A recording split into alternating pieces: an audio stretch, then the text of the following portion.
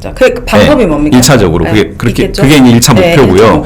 1차 목표를 달성하기 위한 여러 가지 이제 우리가 수단들을 강구하고 있는데, 예를 들면 5월 15일 날 지금 호잉님께서 너무 전략 노출하지 마요. 크크인데. 아니 왜냐면은 원래 보통 우편 송달인데 인편으로 송달했다는 송달을 했다고 하더라고요. 이 사람들 네. 너무 급해요. 이 지금 사람들 엄청 급하게 하는 거잖아요. 같이 선거운동이라도 다니면서 전달할 기세인데 네. 이게 과연 미뤄질 수 있을까요?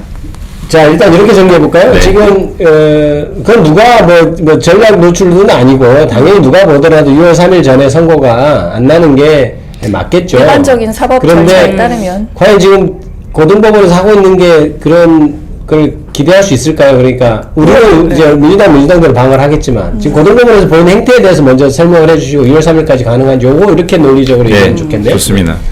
그 5월 1일 날 선고가 있었는데 네. 다음 날 기록이 고등법으로 넘어와요. 바로 다음날. 네, 맞아요. 있을 수 없는 일입니다. 네. 있었던 적이 없어요. 네. 두 번째, 그날 넘어왔는데 그날 바로 배당이 바로 됩니다. 배당. 네. 세 번째, 배당이 됐는데 바로 공판기일 지정이 됩니다. 네, 5월 15일. 15일로. 네. 네 번째, 지정이 됐는데 송달을 일반적인 우편 송달을 안 합니다. 네. 야. 집행관 송달 촉탁을 합니다. 네. 심지어 그것도 인천지법과 남부지법 두 군데. 근데, 집행관은 공무원이에요. 그 법원 공무원. 근데 법원 공무원들이 원래 집행관이 이런 일을 하는 게 아니고요. 강제 집행하는 거에 본연의 업무가 그겁니다. 네. 근데 이례적인 집행관 송달을 해요. 네. 그러니까 있을 수 없는 일들이 계속 벌어지고 있고 이런 상황이기 때문에 우리의 인식은 이 고등법원도 대법원하고 똑같은 의도를 가지고 재판을 지금 진행시키고 있다라고 네. 규정을 해야 됩니다. 네, 규정해야죠, 당연히. 네, 그렇게 돼야 되고요. 네. 자, 이것부터 짚고 넘어가죠. 이제 우리 네. 저기 지지자분들의 민주당을 지지하고 이재명 대표를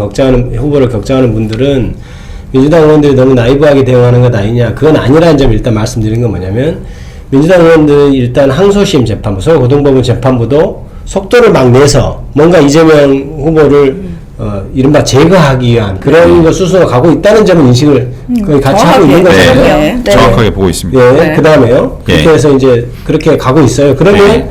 이제 적어도 지금 이용 의원님 말씀하신 대로 보면 항소심 재판부, 그러니까 서울고등법원도 대법원 취지와 같이 지금 빨리 가려고 하는 건 맞죠? 예. 이례적인 게 지금 너무 많잖아요. 지금. 너무 많아요. 아무도 보통 한 1, 2주 걸릴 걸 하루만 해도 그것도 예. 당일날 다 같이 해버렸으니까. 예. 그럼 박지원님 그거를 갔을 때 우리가 6월 3일까지 지금 15일 기일을 지정했잖아요. 네. 그러면은 그 15일 기일 지정으로 끝날 수도 있고 그런데 그거에 대해서 6월 3일 이후에 날 가능성이나 좀 이런 건 좀 있을까요? 어떨까요? 사실 일반적인 형사 재판이라면은 첫 기일에서 네. 바로 뭐 선고기일 잠자는 이런 것도 사실 너무 급하다고 할 정도로 불가능하죠. 네. 잘 불가능하다고 봐야 되는데. 네, 네. 그런 상황인데요.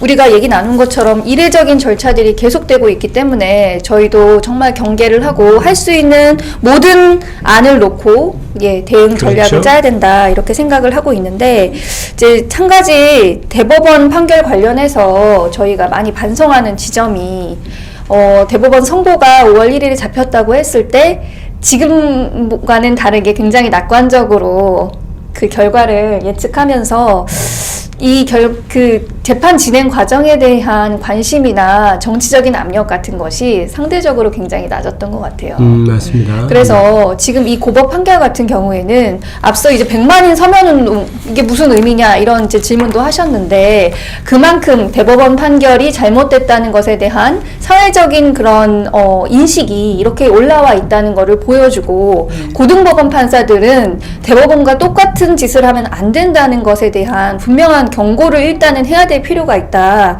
그래서 100만인 서명운동 같은 것도 그런 맥락에서 의미가 있고 저희가 이제 연휴 끝나고 수요일부터 의원들이 계속 고등법원을 찾아가서 기자회견도 하고 이 절차를 투명하게 또 공정하게 피고인의 재판받을 권리를 침해하지 않으면서 존중하면서 이루어지도록 요구를 할 거잖아요. 그렇죠. 이런 정치적인 그런 시그널을 보내는 걸 먼저 해야 된다. 자, 이제 자세하게 어떻게 하겠다 이렇게 얘기하는 것은 저희가 조금 글을 좀 상가할 필요가 있는데 이렇게 정리가 되네요. 일단 고법에 민주당에서 고등법원이 대법원과 같이 선거에 개입하려는 의도가 명백한 것 같다 이렇게 인식하고 있고 네. 두 번째는 6월 3일 이후에 고등법원이 선고를 할 수 있도록 최대한 할 수 있는 모든 대책을 강구한다. 이제 이렇게 두 가지로 그게 미뤄지지 않았을 때에 대한 이제 대책도 예. 당연히 강구하고 계실 네. 것이고. 사실 미뤄지지 않을 땐 또 어떻게 할까요? 그러니까 우리가 지금 어제 의총에서도 얘기했지만 4월 15일, 그러니까 5월 15일 날 즉일 선고, 바로 선고할 수도 있는 것 아니냐.